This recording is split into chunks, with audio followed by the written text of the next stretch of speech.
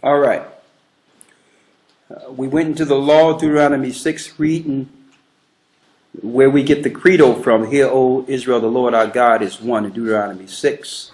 A command coming directly from the Most High God, Ahaya, Ashar, Ahaya, to the children of Israel, to our foreparents, coming out of the land of Egypt. A decree that we should follow his commandments from that day going forth. Now, the lesson that we have today is a short lesson, but it's a much needed lesson. The trials of having the truth. All right? Once we get this truth or find out that we are the children of God, or even when Gentiles find out the truth that we are the children of God and that religion all over the earth is really a pretext to a new age, one world order religion to worship Lucifer. Something happens, one or the other. Either they ignore the information altogether and decide that they would rather deal with their tradition and not know anything going further, knowing that if they do keep to the truth, there's a level of accountability. That's one. The other one is people like you and I, who know that it's the truth and know there is no option but to follow the truth, which is the Bible. Immediately when we find the truth, it's exciting. What happens? You go into the Word, you understand that everything else is a lie.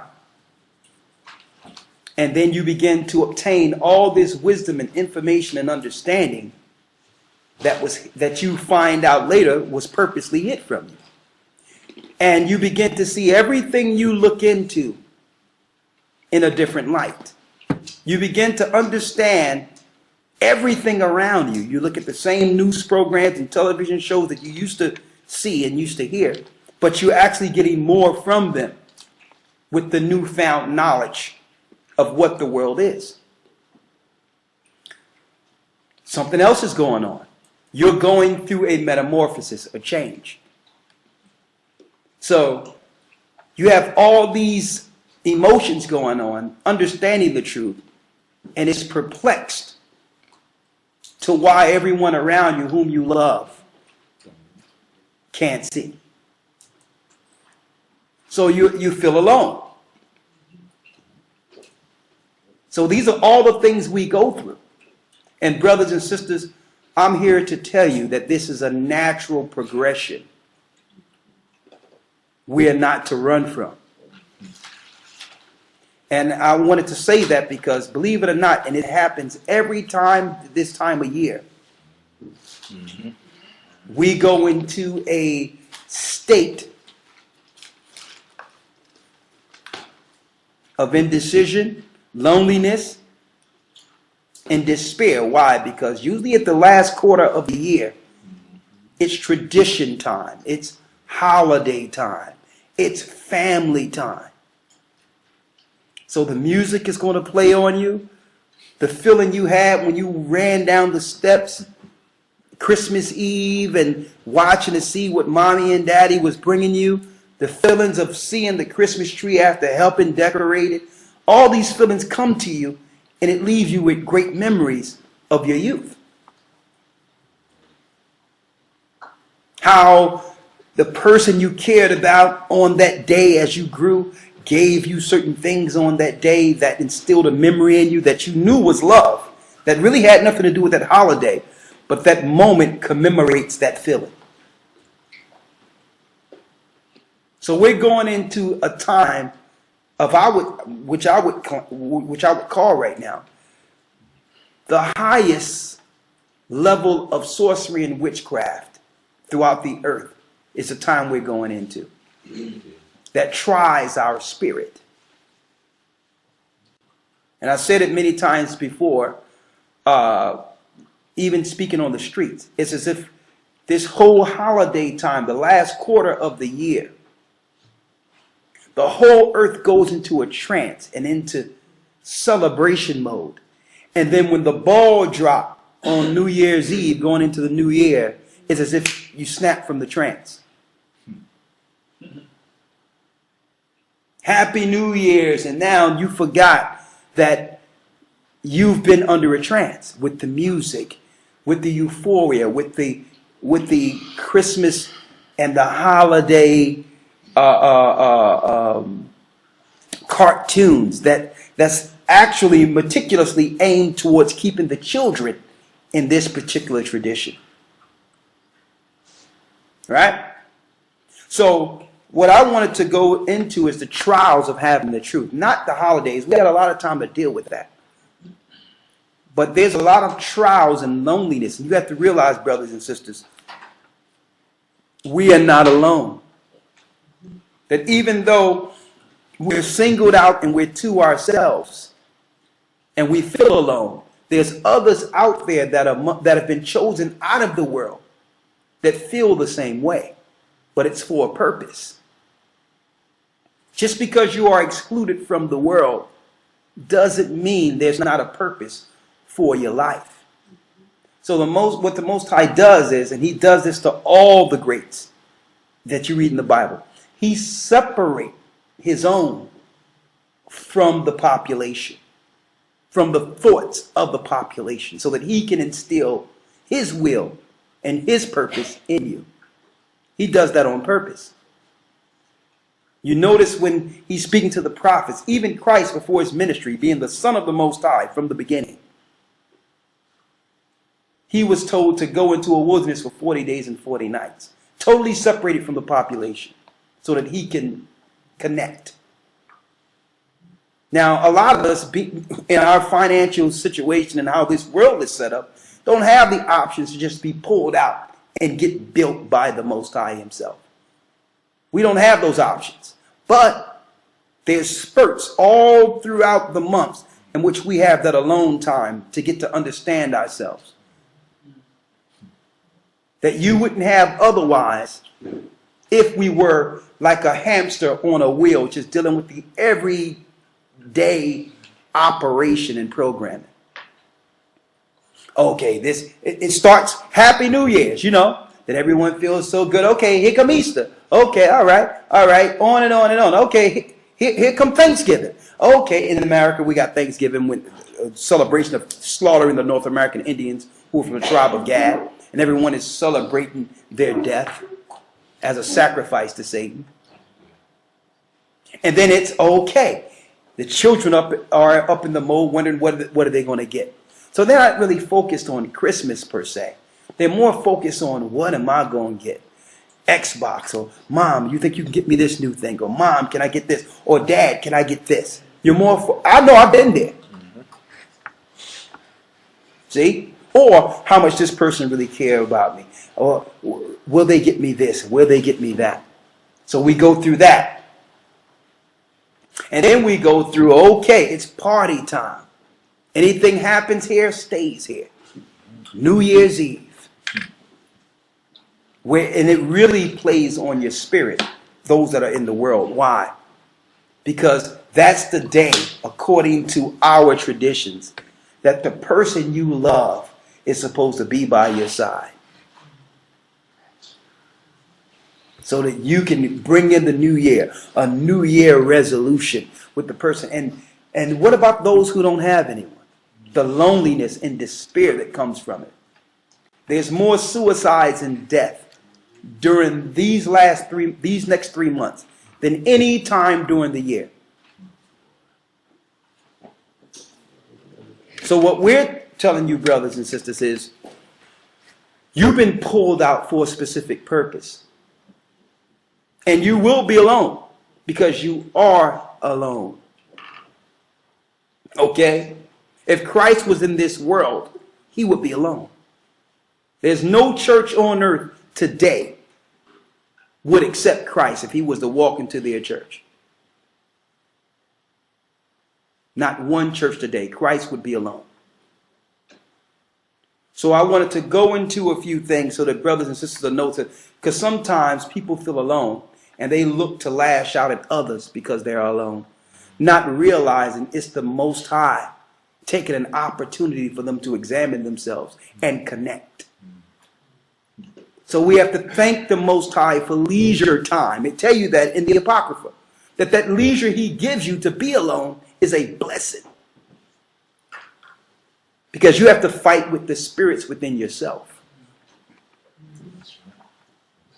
You have to, and we stay so busy in this world, we pay no attention to our deficiencies. We think that everything that's wrong is from the outside of us. But when you're alone, you have no one to deal with but yourself. The things you could have did differently, the regrets you have. All these things play into your mind, and it's just you and the Most High. Or the things that you would like to do, how you would like to be utilized. And anyone that have done anything in this world will, and if you was to speak to them today, they would go back to that moment of loneliness where they got an epiphany or something just clicked. They never equate that to the Most High, giving them direction, but that's how it works. That's how it works. So we have to learn how to stay busy up here to connect with the Most High, even if we're doing nothing, so that our idleness don't become Satan's playground. Now let's go in Ecclesiastes first. And I'm going to show you. Ezekiel dealt with it. John the Revelator dealt with it. It's a normal thing for the Most High to separate those. And guess what? Usually when you hear about information like this, the world would want to use it and say, this is a cult. The first thing they want to do is separate you from your programming. They want to separate you from your family. They want to separate you from the things you've learned. And they've actually chalked that up as being in a cult. When really, we're not saying separate from your family. We never say it's, what we're saying is understand what you're dealing with and how you were brought up was to serve Satan. Okay. And two cannot walk together lest they be agreed. So when you get the truth, there is going to be an initial drawback from the world. That's not a cult. That's you actually processing and looking to make sense of the information you've received and how to apply it to others now that you realize that the whole world is asleep. Let's read it. If I can, I want to read this real quick. Yes, sir. In the book of Ecclesiastes in the Bible, chapter 1, verse 18. For in much wisdom is much grief, and he that increaseth knowledge increaseth sorrow. Read that again. For in much wisdom is much grief. The more wisdom you get, the more grief you will get. Read. And he that increaseth knowledge increaseth sorrow. The more you know, you're going to have pain. Because the knowledge you're getting is not just the truth and what holy days to follow and how to follow the law and getting this information. You're also learning the reality of the world we were born in. Mm-hmm. And how getting this knowledge, you have now become public enemy number one. So there's grief that comes with that. See? So it's important for you to know that in these times when you feel you are alone, that you're not alone. That time is to build your connection with the Most High until he gather the elect to the elect. Until we're all together. Which is coming very soon. You understand? So we have to make do with our time. Listen to what I'm about to bring to you here. Read Ecclesiastes real quick. Ecclesiasticus in the Apocrypha, chapter 2, verse 1. Go ahead. My son, if thou come to serve the Lord, if we come to serve the Most High, prepare thy soul for temptation. We must prepare our soul for temptation. Now, when you hear the word temptation, the normal breakdown of that scripture based on what we have learned is someone tempting you to not serve the Most High, to break a law or to break something. But the tempting is deeper than that. Prepare thy soul for temptation. It's going to show you what the temptation is. Here, read. Verse 2. Set thy heart aright. Get your mind ready. Why? And constantly endure. That when it says constantly endure, why should you constantly endure? Listen to this clearly. Read. And make not haste. And make not haste. In time of trouble. In time of trouble. That means when trouble comes, don't get ready to run back to something. It's going to show you. Read. Verse 3. Cleave unto him. Cleave unto the Most High, which is this word. Read. And depart not and away. You better not run, because there is no options. That thou mayest be increased at thy last end. Because at the last end, your sacrifice will be rewarded. Read. Verse 4. Whatsoever is brought upon thee. Whatever comes on you, read. Take cheerfully. Take it cheerfully. Smile when things are coming at you. Read. And be patient. And be patient. When thou art changed to a low estate. So that temptation, first of all, when the Most High give you the truth, you're going through a transformation in which certain things won't work. And you're going to be brought low on purpose. That's the temptation it's speaking of.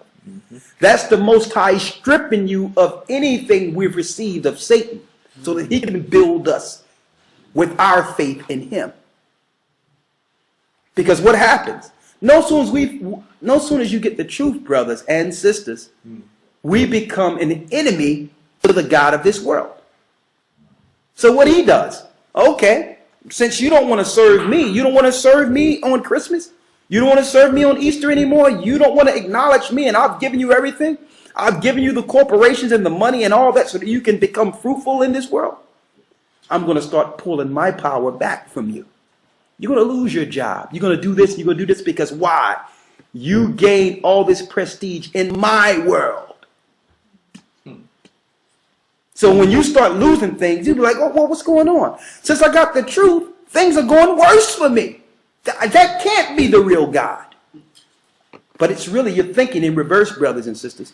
You're believing the prosperity gospel. You're thinking in reverse. When you get this truth, anything Satan has given you, he's going to look to start snatching it from you because he's the God of this world. And then anything you get after you're brought low, you know it's from the Most High because you've lost everything. You're going to cleave to him and he's going to build you up to strengthen your faith. And you'll know that everything you got was from the Most High. Because it was through your faith and persevering through that metamorphosis, through that change. Now you're directed through the Spirit. You can't fall now because now your thoughts are clear.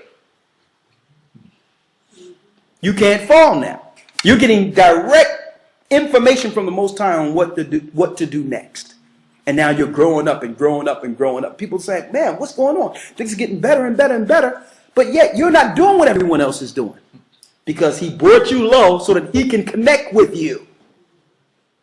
This world keeps us busy and we lose the disconnect. We work all day, work all night, and we're so busy, we have nothing left to do but sleep and wake up and do the same thing again with no connection, with no information on what's going on in this world and what to do. So the Most High is like, listen, you're too busy. You're going to lose your job. You're going to do this. I'm going to take everything from you. And the biggest issue people have when they have the truth, they know they're being faced with this situation and they try to hold on to what they have. Or try to make an excuse to why they need to hold on to this. No, sometimes you have to let go. And receive the power and truth and understanding of the Most High. Right? What you have there? Quick precept, what you were saying. Go ahead. This is Isaiah 59:14-15. In judgment is formed a way backward, or turned away backward, and justice standeth afar off. For truth is fallen in the street, and equity cannot enter. Verse 15. Yea, truth faileth. Truth faileth. And he that departed from evil maketh himself a prey. See that? He that departed from evil maketh himself a prey. That means when you depart from evil, these spirits are coming to get you. Why? Because it's not just you. They understand that once we wake up, brothers and sisters, we're not content with us just getting the information. They would be happy if one just woke up and kept it to themselves. They understand that the Spirit compels us to pull others and have others see what we see. See, that's the threat. This world can only operate with the illusion it's presented to the people. Once you see the world for what it is, the whole world crumbles. It's an illusion. The whole thing is an illusion. Even the cities we've been placed in, where we were raised, our education, it's all an illusion. The cities were made to program and keep us asleep. So now that you have awakened to the truth and you're connecting to the highest, the God of all gods, you have a greater power, a greater God than the God that have set up these cities. So you are a problem. You will disrupt the normalcy of things. The Masonic powers have spent their lives and sacrificed everything they had to build this illusion. So what happens when one of the people within their little bubble wake up? You become a problem here. So now you become a prey. They look to destroy you before others figure out what you figured out. See? See, that's enough to put you in a corner by yourself. It's a shame that you got all the truth in the world and you can't even speak to your family about it. You can't even talk to people about it because you're going to be looked at as an enemy. So Paul said it over and over again. Have I become your enemy because I tell you the truth? I'm speaking to a family member earlier, just speaking out of my mind and trying to convince this family member of what's going on and why she's sick. And what I'm like, you're still taking those medications I told you not, that I've actually looked up online and gave you the side effect, and you're telling me you're about to go into the hospital for a side effect of the medication I told you to put down months ago. And she comes back and say, well, they keep telling me on TV and other people have this problem that I got to keep taking this. I'm like, so do you know that the whole system is connected together? That the pharmaceutical companies are connected with the corporate medicine and the corporate media. I'm like, you cannot hear what they're saying. I told you months ago to put the medicine down. It's going to kill you. Doctors are in position to use those side effects so that you can come back for a different medication for the side effect. And I'm giving you this example, brothers and sisters, because when we can see things for what it is, imagine if everyone understood what I just said right now, what that would do to the world as we see it. It would break. Everyone would understand, well, okay, you really don't get sick unless you put something in you. People are actually born 100% healthy. You understand? And obviously when they get sick, it must have been something from the outside that got into them that caused the sickness. Suppose everyone understood that. They would protect themselves from birth. So when it says you become a prey, what happens? When you begin to understand this information, everything makes sense. Everything. There's nothing in this earth that doesn't make sense now. So you can protect yourself and warn others. That makes you enemy of the state. Now you become a prey. They want to look at your past, look at certain things to try to tear you down and break you down. Because not because you are a threat to them personally, because this world works on an illusion. And it can only run with sleep slaves. See? So when I start waking people up, I understand, okay, when you come to deal with this truth, you must give yourself as a living sacrifice. Understand that you're putting yourself on the line for the sake of the people. So I must pray and stay in protection of the Most High, knowing that I'm a prey. There's predators that want me to stop talking. But that comes with the business of the Most High. And a lot of you have dealt with the same things. And it's important you know that this is a normal progression for what the Most High is going to use you for. Read. This is back in the book of Ecclesiasticus in the Apocrypha. Yes. Chapter 2, verse 4. Whosoever is brought, or whatsoever is brought upon you, Whatsoever is brought upon you, take cheerfully, take it cheerfully. and be patient when thou art changed to a low estate. When you lose everything, take it patiently. And I'm going to tell you, brothers and sisters, personally, I've been through it. I've been through the loss of everything. And you know what? I realized after losing everything that the Most High was still there. So it doesn't matter what your state is financially. Your status on this earth have no bearing with your status in heaven with the Most High. When he bring you low, there's some people in that state that he needs you to get to. That if it wasn't for that low circumstance, you wouldn't have had that opportunity. So the Most High purposely brings us to a low estate. Then he brings us high. Maybe there's a situation where we need to connect to someone of high estate, like Christ connected to Joseph Arimatheus and those that had power and prestige who can give them ships to go from one place to the next. So even when you're brought high, that's for the purpose of the Most High and to do the work. You understand? So it's nothing for your personal prosperity. Anyone that thinks of their personal prosperity and what they got and what they're going to do for themselves have missed the mark. The objective is always for the next stage of this truth. When you're brought low, when you're brought high, the same objective. When people lose everything, they get in the corner and start crying. Oh my God, I can't believe, I don't know what I'm going to do. And they sit there and worry. Reminds me of when I seen the disciples on the ship with Christ and the storm started happening and Christ was in the corner asleep. And everyone is saying, oh, we're going to die. Everyone is looking around. They should have known that everything was going to be okay if Christ was in the corner asleep. Okay?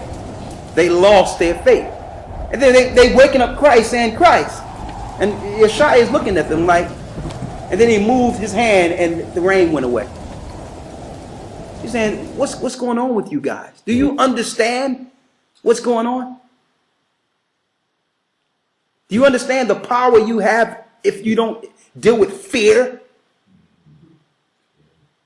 So Satan has set up a system, a class system, a financial system to make people believe they're secure, even if they're on their way to hell.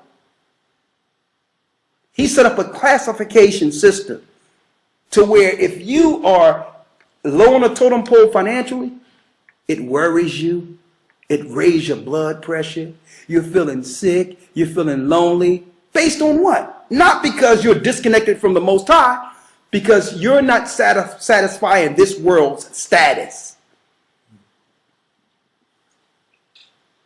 Because you're not looked upon as rich according to this world. Now you're feeling a certain type of way. Well, if money can change your mood,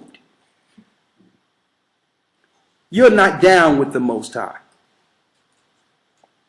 Okay? When the Most High bring you low and take everything away, understand that he only needed to do that so that you can see what faith is. So when he builds you up, you will live the rest of your life on that faith. And not the faith of this world, not the educational system that was set up to determine your status. Finish reading. Ecclesiasticus chapter 2, verse 5. Go ahead. For gold is tried in the fire. Gold is tried in the fire. I'm going to tell you, brothers and sisters, I've seen a piece of gold before they do what they do with it. And if any of you picked up a big piece of gold right now The way it is before it goes through the fire, you would throw it back with the rest of the rocks. You would think it's worthless. You would pick it up and you'll see it shine and be like, it must be a different type of rock. And just throw it away because it don't look nothing like the gold after it's through the fire.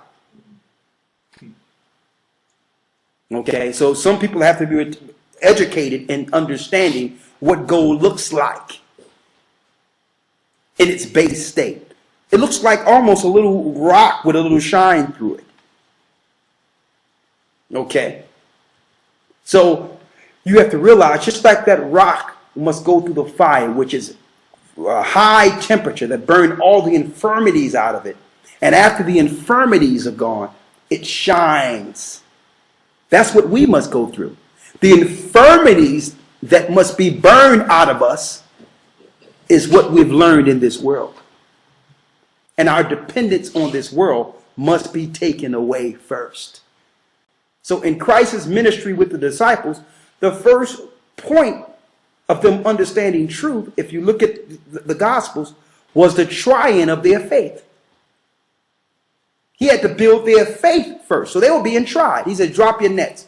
I'm going to make you fishers of men. And I know Peter that was looking like, what's going on here? This is the only way I can make money. He's like, no, we're going to take those same ships that you're using to catch fish, and we're going to bring the truth to this world. We're going to shine light to this world. I'm going to make you fishers of men. Okay. So you have to realize that wasn't an easy choice initially for them. Okay. They had all the substance to be able to spread the gospel and understanding, but they didn't have the faith. They had the ships, but what were they doing with the ships? They were catching fish. You understand? So Christ was like, okay, you're going to, listen, and believe it or not, brothers and sisters, ships was the equivalent of a 747 jet or a private jet today. If you had a ship, you had it going on back then. So he said, let's clean all this fish smell up out of here. Let's get all this out of here. Listen, you're going to take me over here. We got some people over there. You're going to take me all over this place. You understand? And we still going to cast the net sometimes. And going to that, I used to always go back to that story when I say the building of faith that Yeshua gave us. The building of faith of how he had 2 fish and 5 loaves, right? I'm like, that's a deep testament of faith with some brethren that you went to in the beginning and say, leave your ships and pull up your nets. They're used to dealing with tons of fish. So what type of testimony that was to them when Christ fed everyone with 2 pieces of fish and 5 loaves? He was building faith. Building faith. And see, and that's the key component that's missing. And see, Satan set up a system today in which very little faith need to be exercised. Because the only thing you need to do is get their education. Their education replaces our faith. See? You get their education and you follow this. If you have an MBA, you're going to make between this and this. If you have a bachelor's, you're going to make between this and this. So everything is predicated off of you. Everything is predicated off of your dedication to build something in this world. So you don't care about faith. You only care about your substance and what you work for. And that's good to one degree. But understand that you can never apply that to the Most High. Because that was your work for this world. Okay? Number one, if you have a master's and all that, and I'm not going against that because I've been educated in this world. But what I'm saying is, you're going to come to some trials, even on that level. Okay? Because the people that you're frequenting with that education, you're going to have to make choices of compromise. And if you stand for the truth, you're coming to the bottom with the rest of the people. Are you willing to do that? You understand? Are you willing to do that? because that's what happens. Look at Luke, and I like to look at the disciples and what they went through, because I'm like, that's the perfect trial. Yeshua, our anointed Savior, dealt directly with them. Luke was a Theophilus, highly educated. He wasn't even one of the original disciples. He was a convert from the disciples. And Luke, with all his education, after being converted, he was dealt a task of compiling all the disciples' personal accounts of Christ and putting it into a body of work that we could read today. So all of his education and all that, the rest of his life was sacrificed for that. So how much money did he lose? How much prestige did he lose being a high Theophilus in Rome and in Jerusalem? You understand? And I'm pointing this out because, brothers and sisters, we have many gifts out there. But the reality is, all of our gifts and what the Most High gave us, once he brought us down, was to now take those gifts and bring forth the kingdom of heaven. You didn't learn things for what you thought you were learning them for. And that's a whole, that's a cold, hard reality. That's a hard reality because we're used to having everything for ourselves. This is for me. This is for my family. Right? Finish reading what you have because there's some other points I want to bring out. Ecclesiasticus chapter 2, verse 5. Go ahead. For gold is tried in the fire. For gold is tried in the fire. Go ahead. And acceptable men in the furnace of adversity. And acceptable men, and it's speaking of women too, in the furnace of what? Adversity. Of adversity. So you're going to go through some adversity with the truth. Let me tell you, it's going to come to a point where you're even called the devil by people you love. People are going to call you crazy because you don't want to do certain things, because you don't want to subjugate or bring your children under the submission of this world. They're going to say that you're unfit.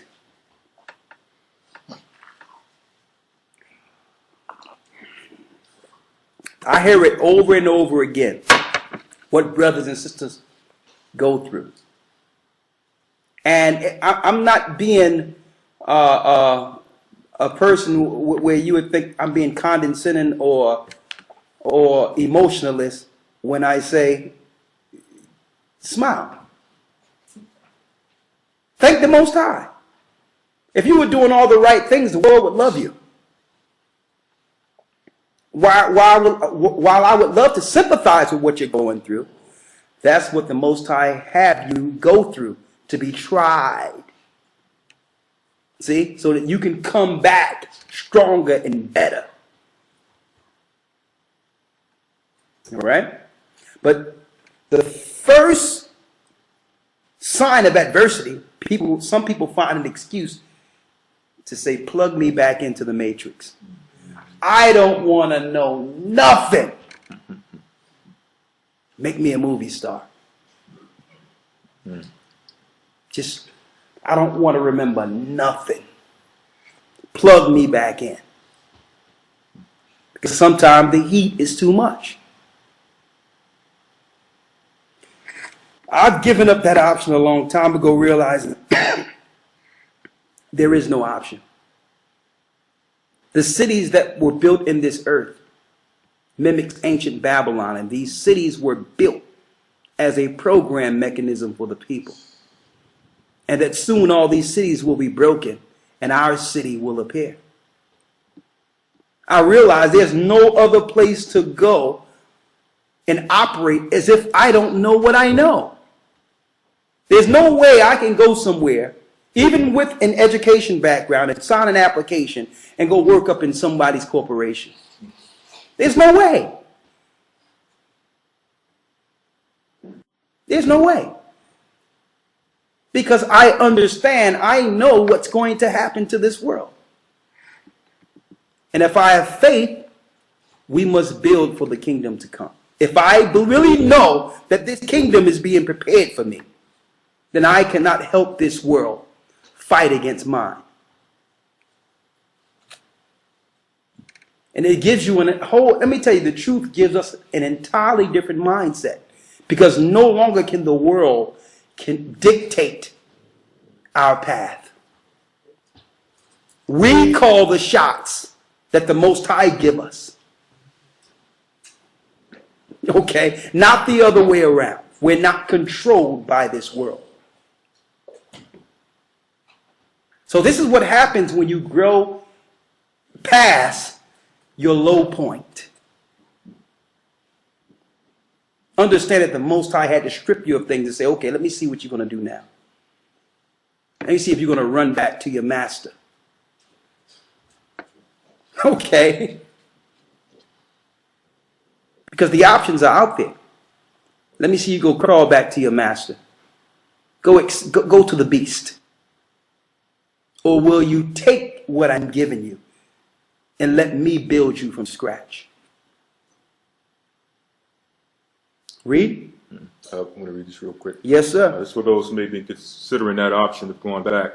This is 2 Peter 2, 21 through 22. Go ahead. 2 Peter chapter 2, verse 21 through 22. 21 through 22 reads what? For it had been better for them not to have known the way of righteousness. It would have been better for them not to know the way of righteousness than after they have known it to turn from the holy commandment delivered unto them. But it has happened unto them according to the true proverb. It happened to them according to the true proverb that what? The dog is turned to his own vomit again. The dog is turned to his own vomit again. And the soul that was washed to her wallowing in the mire. Crystal clear. So really there is no choice. The only options is to go to what we thank the Most High for saving us from. The only option is to turn back to ourselves and our sins and to the lifestyles that meant hell. That's the only option, is to go back to our former selves.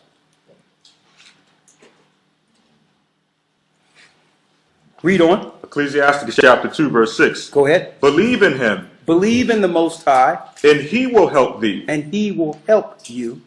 Order thy way aright. Order thy way aright. And trust in him. And trust in the Most High. Ye that fear the Lord, wait for his mercy. Now, fearing the Most High is keeping his commandments. So while you're keeping his commandments, wait for his mercy. And go not aside, lest ye fail. And don't go aside through your trial when he's making you pure like gold, or you will fail.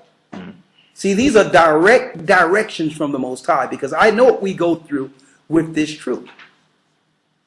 I've known people who was put out of their house. It was between them and their wife and a Christmas tree.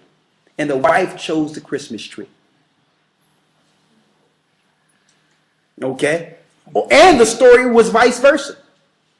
I know a man who wanted to hold to a Christmas tree, and his wife wanted the truth.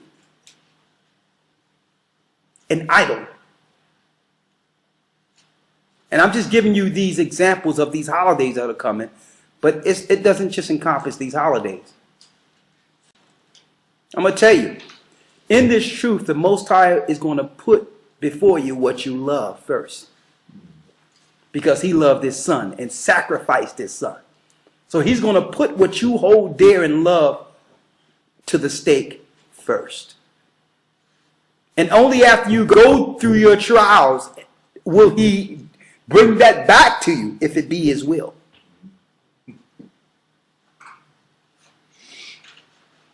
So many times I see people in the truth and they have a gift or whatever, and they think that they can give the Most High something based on their gift. The Most High gave the gift to you. You can't give the Most High nothing but obedience and sacrifice everything, including your life, for the truth. Okay. Finish reading what you have. Ecclesiasticus chapter 2, verse 7. Go ahead. Verse 8. Ye that fear the Lord, believe in him, and your reward shall not fail. And your reward shall not fail. The reward is coming back with Christ. Okay? Read. Verse 9. Ye that fear the Lord, hope for good, and for everlasting joy and mercy. Look at the generations of old and see, did ever any trust in the Lord and was confounded? Look at Abraham. Look at Yeshua. Look at the prophets. Was there anyone who trusted on the Most High? Look at Elijah, Elisha, and failed. Did the Most High ever forsake them? Look at us coming out of Egypt with Moses. Look at what he did with Joseph. Have he ever forsaken us? Read. Or did any abide in his fear and was forsaken? Or whom did he ever despite that called upon him? For the Lord is full of compassion and mercy, long-suffering, and very pitiful, and forgiveth sins, and saveth in time of affliction.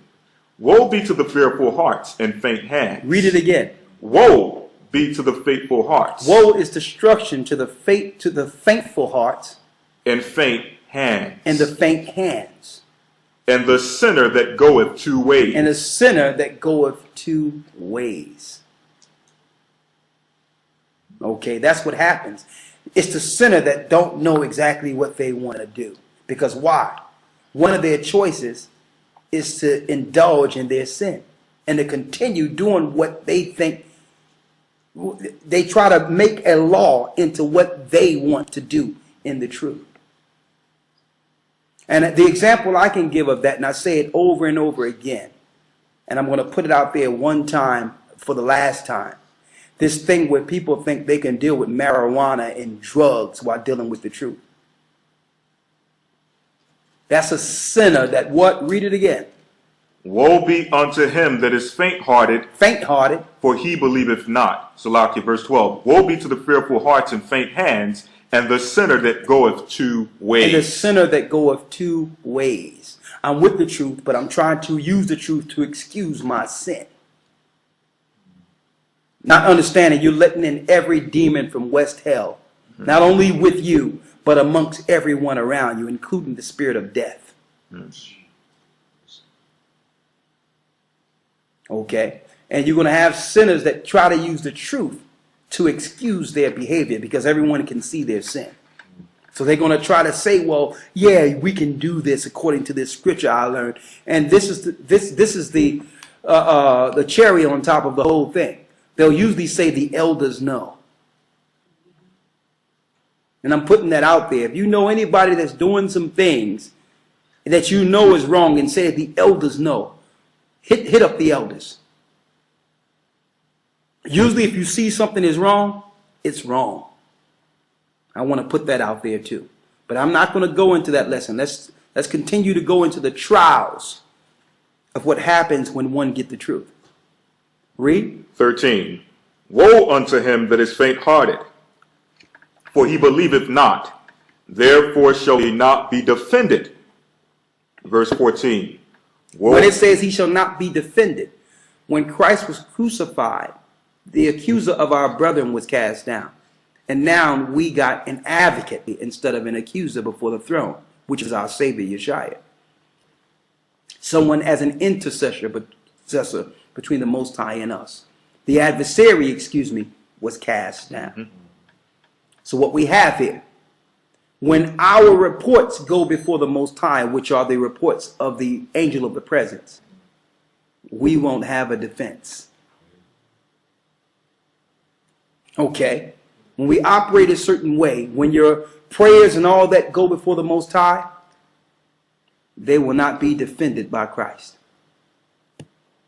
Read. 14. Woe unto you that have lost patience. Woe to you who have lost patience, because I know there's people who've been strong in this truth, but yet their faith through time has waned. And I'm speaking of people in the truth for 2 years, 3 years, 5 years. And I'm perplexed because all I can say is try to be in this truth and be stronger than you've ever been for 20 years. Mm-hmm. Okay? And never forsake the Most High. Even through all the adversity, falling or whatever the case is, but you still stayed with the Most High. Try to sacrifice your whole life strictly for the truth. There's no time period. We should never lose patience with the Most High and with the brethren. Read. Woe unto you that have lost patience, and what will ye do when the Lord shall visit you? They that fear the Lord will not disobey his word, and they that love him will keep his ways. They that fear the Lord will seek that which is well-pleasing unto him, and they that love him shall be filled with the law. Will be filled with the law. Read. 17. They that fear the Lord will prepare their hearts and humble their souls in his sight, saying, we will fall into the hands of the Lord and not into the hands of men. For as his majesty is, so is his mercy. So we'd rather fall into the hands of the Most High than in the hands of men. So we deal with what we need to do. We deal with going through the trials, the tribulations, being brought low, making a choice not to succumb to the pressures of this world. Because there is a lot of pressure, and it usually will come from those close to us. So what happens when we first get this truth? Let's go to Ezekiel 3 real quick. And hold Ezekiel 3 and get Revelations 10. Let's start at the first verse. Of Ezekiel. Ezekiel 3. Ezekiel 3. Yes, sir. Ezekiel chapter 3, verse 1. Yes. Moreover, he said unto me, Son of man, eat that thou findest, eat this roll. Eat this roll. And go speak unto the house of Israel. When it says eat this roll and go speak to the house of Israel, today that roll is in text in a book called the Bible. Back then the roll was the scroll. Before the scrolls, it was called the heavenly tables. The same things that are written in the heavens, in the stars, are written in the book. It was called the heavenly tables. So what's in the stars? I'm talking about the original intent of the stars, not astrology, but in astronomy. It's a story from the beginning to the end that have already been written. Okay? Now, what's the difference between astrology and astronomy? Astrology is witchcraft. Dealing with the horoscopes, that's witchcraft. Because they use astrology for the psychological connection and behaviors with the people that are born under certain stars. That means they understand your weaknesses and strengths, knowing you were born at a certain time, and it's used against you. Astrology is true, but it's witchcraft. It's used to play on someone's natural behavior based on them being born at a certain time. There's certain traits and behaviors with a person that was born at a certain time of the year. And they utilize that information. But it was only for the angels to know that. We weren't supposed to use this for necromancy and playing on someone's emotions because we know their behavior patterns. Mm-hmm. That's the difference. You wasn't supposed to know how you're going to feel today and who you're going to meet tomorrow.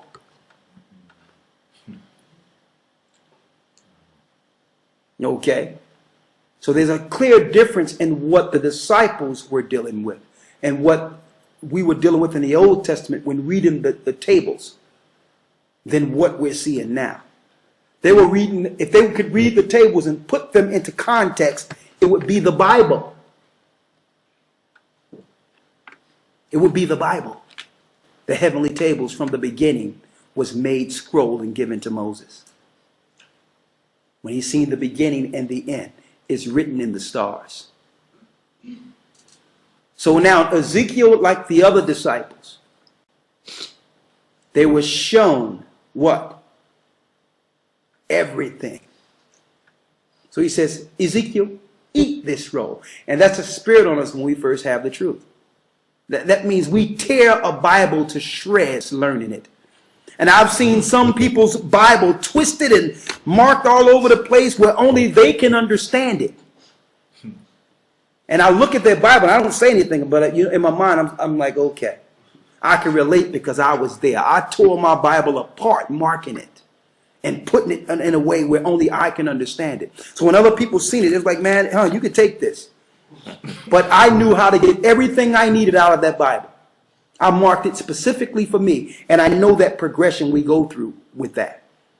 That's that time where we're brought low. We don't care what happens to us, and we're just sucking it all in. We're just getting everything the Most High, because we know this moment is not going to be forever, in which we can understand things. And it's like the Most High is writing it before us and understand everything clearly. It's like we understand that it's only a moment of time that we go through this. So we can't sleep normally. We can't eat normally. Only thing we can do, we're living off of the word. We're eating that roll. That's the beginning of this truth. Where everyone is looking at you like I've never seen you obsessed with the Bible in a church like this. Where you never was tasked with learning the Bible in the church. You understand? Because now you can relate to the Bible, understanding it's speaking of you. It's a whole nother level of connection now. So he told Ezekiel what? Moreover, he said unto me, Son of man, eat that thou findest. Eat that thou findest. Eat this roll and Eat this roll and do what? And go speak unto the house of Israel. So before you can speak and let the Most High know what's intended for Israel, before you can go speak to them, you must go through that progression of just eating this truth and sucking it all in and what it means. And now you got enough to tell our people, because when you start bringing out certain things, they're going to have questions. Okay, when you start saying certain things, automatically it clicks like, well, if you saying this, then what about this then? This doesn't make any sense. Now you're speaking and teaching against their programming. And you have to make sense of their programming now. Okay? You have to now start making sense so that they can actually begin to wake up. So you got to go speak to the children of Israel. Read. Verse 2. So I opened my mouth. So he opened his mouth. And he caused me to eat that roll. That's what we all go through. That's a normal progression. Which is eating this word. It's food. That's why Christ told Satan during the temptation, man cannot live off bread alone, but every word that proceedeth from the mouth of the Most High. Like, this is spirit. You can live off of the word, brothers and sisters. It can take us to the point of hunger, through hunger, to the point we get food again. Okay, the spirit can be nourished and maintain the body to a degree. But when you're in between those zones, that same spirit is going to say, okay, you got to eat something right now. Or your spirit going to be all the way over. Okay, don't eat much. Just go get some lettuce, get some tomatoes, get some oregano, just get a little bit. Don't eat much because you want to stay right here. So that spirit will let you know, because as you read the Bible and read and actually deal with it, if you look at time actually go by fast. And you don't realize you done missed like 2 meals when you're really in the Bible. Because you're living off of it.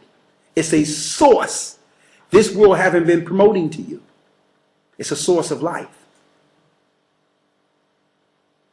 Christ went and fasted 40 days and 40 nights. Okay, so when Christ, the first thing Satan showed him at the temptation was this big thing of bread. Go ahead and just take a piece. says man cannot live off bread alone, but every word that proceedeth from the Most High. That tells me that there's another life source that sustains us.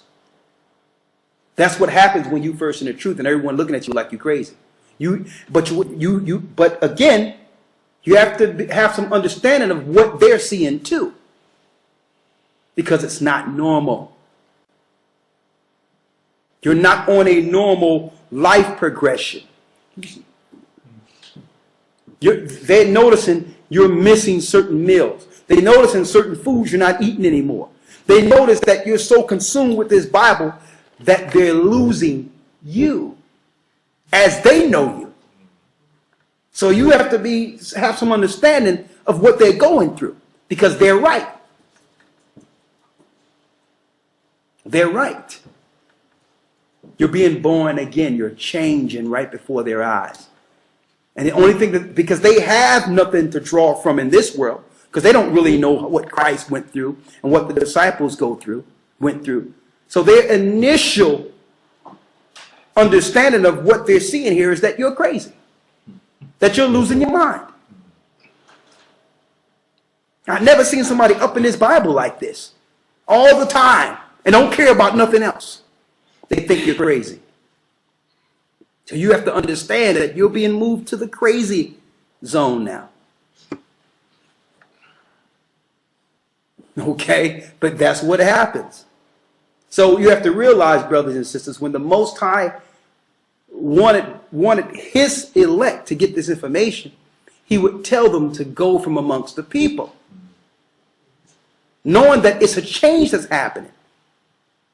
He said, well, go to this cave, go into this area and get away from the people, because to this world, connecting to the Most High is crazy. Okay? Finish reading. Ezekiel chapter 3, verse 3. And he said unto me, Son of man, cause thy belly to eat, and fill thy bowels with this roll that I give thee. Then I did eat, and it was in my mouth as honey for sweetness. So it was sweet when he first ate it, because the truth is sweet. That means you can sit down with any. We need you to go there. Stay there real quick. This is finished. It's finished. No, there's more I want to get out of it. Okay. All right. Because at first what happens is it's sweet, right? And we go through that. Oh, there's no religion we can't break down. I mean, we're looking for a debate. I mean, you on a bus, you see a Muslim, oh my God, I've been through it. Oh, that's the Jehovah's Witness. You never let a Jehovah's Witness in your house. They knock on the door, you inviting them, you give them coffee, tea. You just, oh man, I'm sparring now. We all go through that. Well, now you're trying to sharpen your sword in different debates. We all go through that. You're looking for someone to challenge now, because you know you have information that this earth don't have in every religion, and you can see their deception coming a million miles away. So now your only payback now is to show them they've been lying to you. We all go through this. But I'm gonna tell you, but what we're not privy to is the meetings in our absence. Families never came together for anything, but they're coming together and having little get-togethers that you're not invited to. So they're talking about you now. That's how it works. It's like, is he all right? It seems like he's not. And the first thing the mama say, well, he's been online and he's seen somebody talking. That's how it goes. And then I become public enemy number one. I don't even know what's going on. Everybody's aimed towards trying to come at me now. And I'm just teaching the truth. All families hate me and everything. You understand? But that's a normal part of it. I'm going to be hated. They're going to call me all types of things. They're going to compile everything that's negative that's out there about me into one compilation. And say, well, this is what he is. And ignore all the information that have been given through the inspiration of the Most High. A diversion. But finish reading. verse 4. And he said unto me, Son of man, go, get thee unto the house of Israel, and speak with my words unto them. For thou art not sent to a people of a strange speech. So that means we weren't sent to a people of a strange speech. So the initial ministry was not to the Gentiles. Read. You good? Okay. Go ahead. Let me move that out of your way there. What? Go ahead. Verse 5. For thou art not sent to a people of a strange speech and of a hard language. Of a hard language. Read. But to the house of Israel. Now check this out. Read. Verse 6. Not to many people of a strange speech and of an hard language, whose words thou canst not understand, surely had I sent thee to them. So the Most High said, if I would have sent you to gather and bring this truth to the people of the Gentiles, the other nations, they would have hearkened unto thee. They would have listened to you. Read. Verse 7. But the house of Israel will not hearken unto thee. But check this out. I'm going to send you to a people that I know is going to reject you and not listen. That means if this truth was for any other people first than Israel, all the other nations would already be under the truth of the Most High. If we would have sent to any other nation, they would have received it. Why? Because they always, as a people, wanted to serve the God of all gods. They just haven't been told that they were serving a lesser God. But if we told them that this God was for them, that parted the Red Sea, they would have received the information and accepted it and followed the Most High's law. We would be in the kingdom right now. Christ would have returned. But because we are sent to a rebellious people, and I see it, no matter how much you do for them and give them, they'll always find a way to turn and to misplace your purpose and to destroy what you have. You sacrifice your life for them, and they'll look to destroy you for it.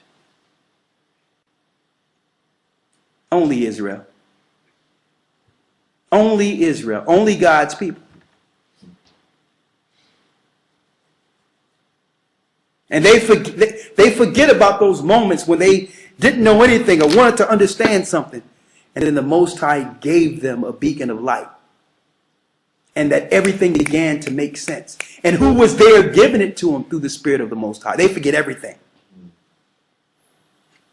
And they will turn on their own. And you know what? We must accept that too, because they turned on Christ. That all comes with it, brothers and sisters. It all comes with the territory. Some people will say, we got to go through all this. It becomes bitter and bad. Why should we even deal with this then? Where's our alternative? Is there an alternative but to deal with this and persevere through it until our kingdom comes? Is there a choice? The only option is this world. So we must be long-suffering and just deal with each other and forgive each other through all these shortcomings.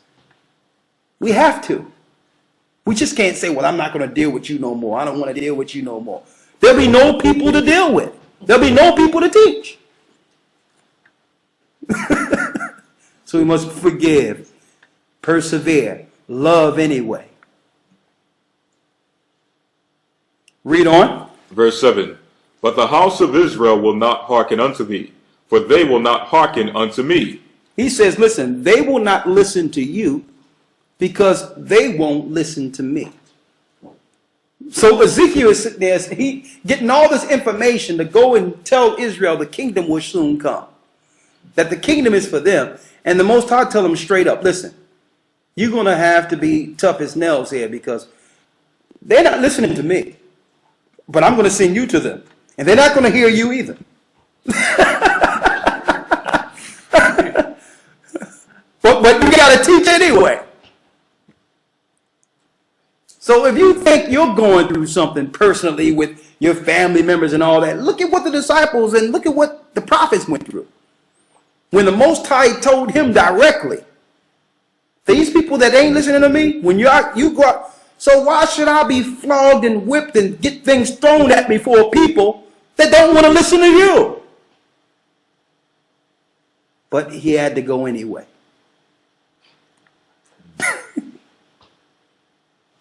He had to do it anyway. Because where's the options? This whole world belongs to Satan. There's only two masters, brothers and sisters.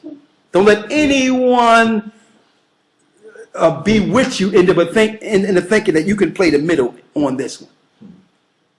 If you're not serving the true God of Israel, you're serving Satan. There's only two masters. So with that knowledge, I know that I have no choice. Okay? If I'm not doing what the Most High said, by default, I'm serving Satan. Which means if I decided, getting all this information, and decide I'm never going to say anything again, and don't do nothing else, and don't even bother anyone else, I'm still serving Satan because I'm not doing what I was called to do.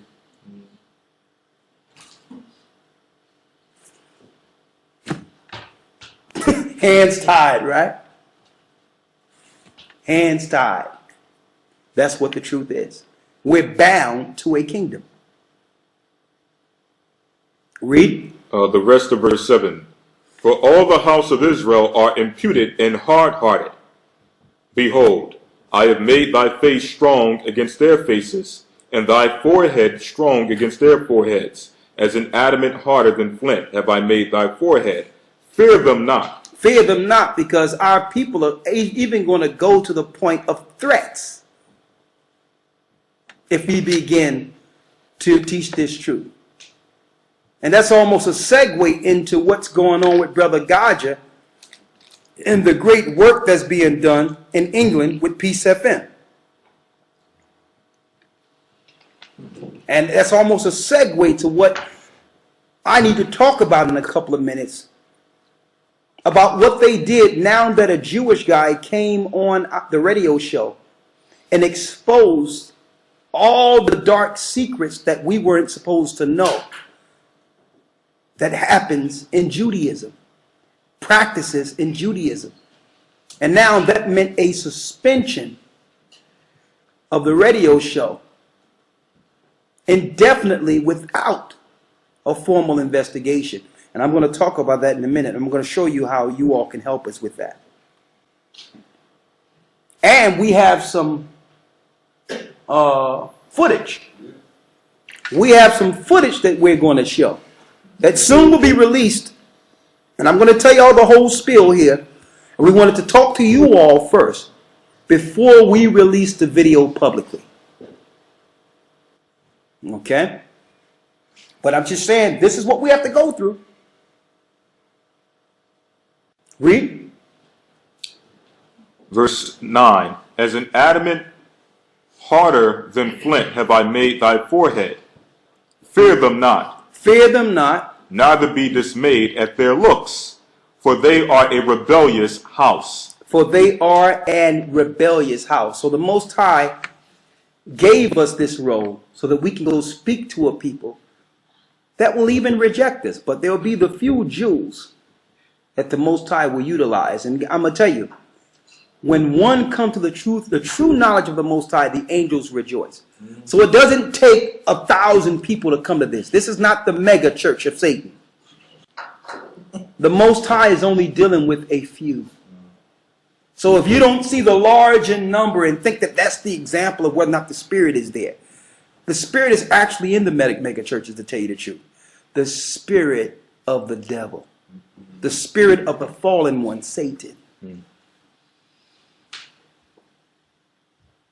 And I even checked this out because the closest thing I've seen in mainstream religion as far as organization and bringing forth some level of information to some degree, at one point, to some degree, even though it's satanic at its core, was the Jehovah's Witnesses, started by a Jewish guy named Charles Taze Russell. But now they're moving their literature into accepting a one world leader. They're shifting their whole thing into accepting the the one world order and how to operate within it. I even got the article. I'm going to go into that soon at another time. So Satan is about to come from behind the curtain and unite all these religions that were set up by Masons. Now let's show you that John the Revelator went through the same thing before I go into my next part of this. Oh my goodness. Let's go. Revelations 10 and 7. Read. Revelations 10 and 7. But in the days of the voice of the seventh angel, when he shall begin to sound, the mystery of God shall be finished, as he have declared to his servants the prophets. And the voice which I heard from heaven spake unto me again and said, Go, and take the little book which is open in the hand of the angel. Now we know that little book that's open in the hand of the angel is the heavenly tables, which is the Bible today. Read. Which standeth upon the sea and upon the earth. And when I went unto the angel and said unto him, Give me the little book. Give me the little book. Read. And he said unto me, Take it. Take it.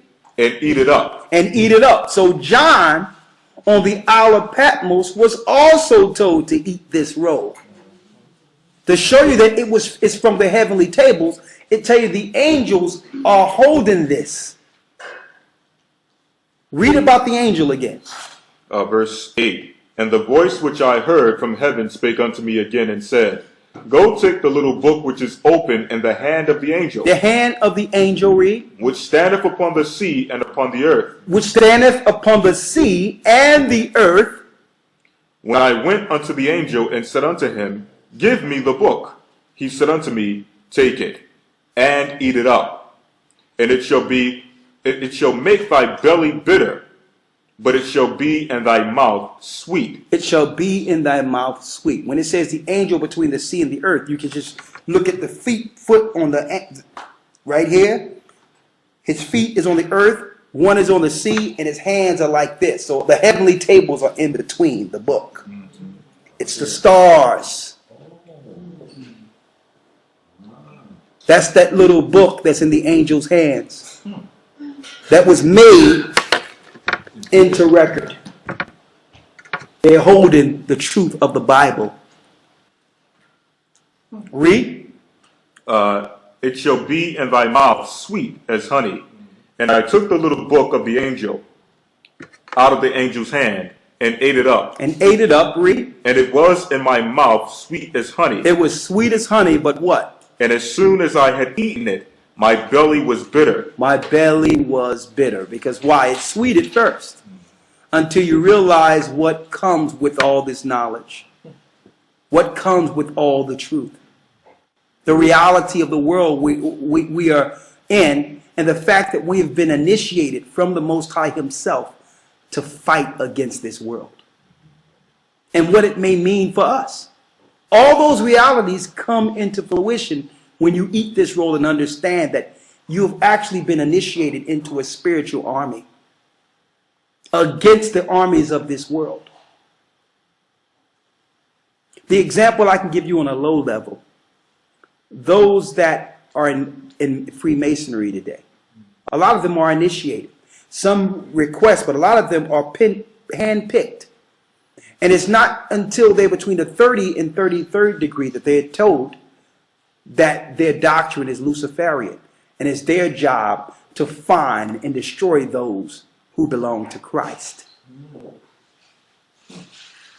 So that's their initiates. And when they get high in rank and high in understanding, they know spiritually who they have been initiated to fight against. Those enlightened ones who wasn't initiated or chosen under Lucifer. So those that get the truth are the same people who could see that chose Christ instead of choosing the dark forces. So when we get the truth, we realize we've been initiated to fight against their ideology, their understanding, their programming, their God. See? That's how this works. So I know you go through all the little trials and all that initially, but if you sustain and go through those trials, you will realize your part in this fight. You must be patient.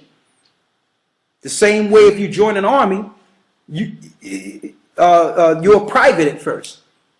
You understand? And they got you running around and your face in the mud and you're feeling low and bad days and your feet is hurting and you're marching and a guy hollering all at you and you feeling, oh, what did I get myself into? you actually being broken to become what? A force. That's on the left-hand side. So there's going to be some changes in our lives on the right-hand side that don't feel good. That you're going to feel that this can't be the Most High. This has not been the Most High. I lost everything. I hear people say that. Something can't be right here. Well, you haven't been reading the truth. Because one of the key things, one of the key points of getting the truth is falling and losing everything. And then questioning, what have you done? Started saying, well, what choice did I make? But you have to go all the way through it to see the choice you made. So that's faith, because he's not going to show you the end of your life per se in this life. We see the kingdom and Christ coming down and him giving rewards. But he don't see the blessings. You don't see initially the blessings you can get until you got them and know what you need to use the blessings for.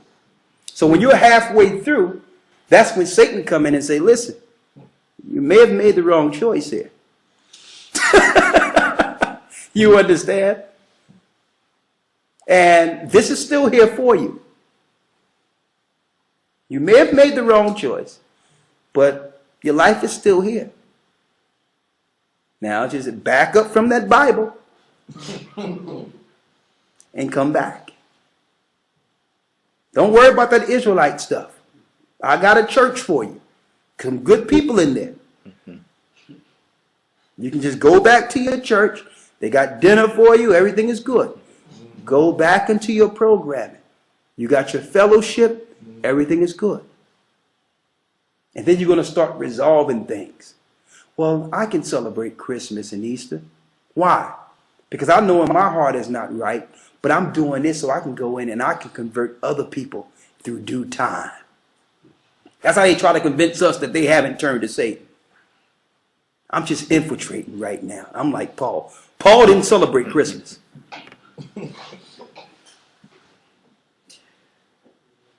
So what I'm putting out there, brothers and sisters, is that it's sweet at first, then it becomes bitter. And the reality is, when you get into the truth, you're going to find all the sweet stuff happen in the beginning. That's where all the sweet stuff is. The real trials, and you have to just take a blessing with all the good stuff you can get in between. But the reality of what this life is, it becomes bitter. People talk about you. They'll say things about you. They'll even try to harm you. All these things come with it. See? But you have to keep on going and keep on going. And learn how to operate with those who can't see. The Bible says if you cast your pearls before swine, let's get that real quick. Be careful not to cast your pearls upon swine, lest you be rent underfoot. What that mean? Read it real quick. This is St. Matthew chapter 7, verse 6. Yes. Give not that which is holy unto dogs. Give not that which is holy unto dogs. Read. Neither cast ye your pearls before swine. You cannot cast your pearls before swine. Why? Lest they trample them under their feet, and turn you and shall rend you. And shall destroy you. That means you cannot force information on people who's not worthy to receive the information. You try to force this on somebody, they can use the same things you're bringing them to tear you down and to destroy you. So if you see some people that are rejecting you, The Bible gives you a number. After the first and second ammunition, one is a heretic reject. You got 2 times to try to show somebody something before, and if you keep forcing it on them, it's gonna be offensive to them now. They're gonna look to destroy you now. The Most High give you 2 times to show somebody. After the second ammunition, you gotta reject them. You gotta say, not reject them to the point where I don't want to deal with them, but don't go there no more with them. Wait till the Spirit brings them around, like He brought you around. Because anything you do, they're going to use an opportunity to rend and destroy you. You cannot cast your pearls before swine. So Christ wasn't trying to cast his pearls amongst the Pharisees and scribes, knowing that in their heart, they wanted him dead. So he didn't give them the mysteries to the kingdom of heaven. He didn't give them certain information because it wasn't meant for them to get it. He didn't cast his pearls before swine. So you have to get out of this mindset that I have to just give this to anybody I see, and don't realize that there's an order of how to relay the information. There's an order to it. Or, believe it or not, this truth can be used in reverse. Satan can use what you know to help you destroy yourself. There's an order to it. This is not for you to go into your home and become a tyrant with the people you love. That's husband or wife. That means if your wife is celebrating Christmas and don't get it right now, you can't take that from her. Okay? You have to go with the scriptures that speaks about dealing with an unbeliever. If she be pleased to dwell with you, you can't cut her off. That means she still love you. And she always loved you, and Christmas was a part of that love. You can't expect her to snap right out of it. You understand? You have to realize what she's going through. And if she say, I still love you, but I'm still going through a transition here, you have to work with her through that transition. And vice versa. That don't mean you celebrate Christmas, but understand what that means for her. You don't got to buy no gifts and be like, listen, babe, all right. Well, you going to deal with that. Understand I'm not going to participate. But until you see it and know it for yourself, I can't take that from you. As long as you still make sure the things we have in agreements in love, we keep that going, in time you'll understand. Instead of coming through your house and being a tyrant now and just want to tear everything apart. And she didn't have the opportunity to see what you've seen yet. It's wrong. That's being a lion in your own house. And the same way when it comes vice versa. There's a way in which we can operate with this knowledge and bring souls to the Most High without becoming a tyrant. Thinking that we now must dictate the law everywhere we go, as if we haven't sinned. That can't be. That can't be. So what happens is we turn enemies on ourselves and then claim it's because we stood for the Most High. No, you just didn't use wisdom. When you get that roll, you eat it as sweet. But you have to go through the Most High is giving it to you for your transformation now. So that you can have the wisdom to know how to deal with those who are without. That's what the truth is for. And then they'll come around, not because they seen it, because they seen the change in you and they know you. So when they see a change for the positive in you, that is what's going to make them say, well, listen, show me what you've been seeing. Because this thing has been changing your life. Now you're dealing with the truth on how to become a person that proselytizes, that brings people to the knowledge without offense. What you got? 1 Corinthians 8:1. Read it. Now as touching things offered unto idols, As touching things offered unto idols, we know that we all have knowledge. we know that we all have knowledge. Don't forget it's sweet when we first get it. Go ahead. Knowledge puffeth up, But knowledge can puff one up. It can blow up our heads. Read. but charity edifieth. But charity, which is love, gives someone's understanding or edifies to a person. Charity or love, if you really love a person, you're going to work with ways they understand to get them to come around, not force something on someone. These things can have sentimental value. I'm speaking of these holidays to people because there's a sentimental attachment to how they felt when they grew up and they seen the love of their mother and father together on that day. And that was their, every year, that's when they knew that their family was together. Their father loved their mother loved their father. It may have some sentimental values that they don't just want to forget. So it's a way we have to understand what people are going through without snatching it from them and snatching out their heart and snatching out their memories, because those memories were real. You understand? So we make enemies, and now they're looking to destroy us, not because what we had was a lie, because what we did with it and how we're operating with it. See?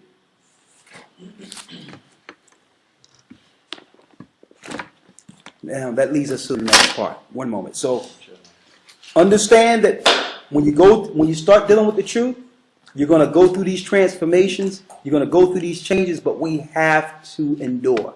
And once we get the knowledge of truth, we have to use wisdom on how we deliver it and operate with others. We really do. And be patient through the whole thing, through this whole transformation, brothers and sisters. And I'm saying this because we just give you the truth and you get it out there and you get all this information. A lot of you get meat before you get milk sometimes. You just go to the videos that you want to see. But you need instructions on what to do with so much information. Because that information can puff you up and destroy you. So it's wrong that we can give you all these information and precepts and how the calendar works and what holy days are really so and all that. But it means nothing if we don't deal with the spirit of charity and love and how we deliver the information. All right? You got anything else there? Just one last reference. Okay, go ahead. Acts 14:21-22. Yes. And when they had preached the gospel to that city and had taught many, they returned unto Lystra and to Iconium and to Antioch, confirming the souls of the disciples and exhorting them to continue in the faith, and that we must through much tribulation enter into the kingdom of God. Through much tribulation, we enter into the kingdom of heaven. So the closer we get to the kingdom, the more tribulation we must endure. But we're not to back away. We are to take whatever stripes we get like Christ did and keep going until we're all together in that kingdom. And see, and that's the true direction. That's what we're looking for. With that, I'm going to say shalom, and I'm going to need your help on something. So give me one moment, and I'm going to go into what's going on over there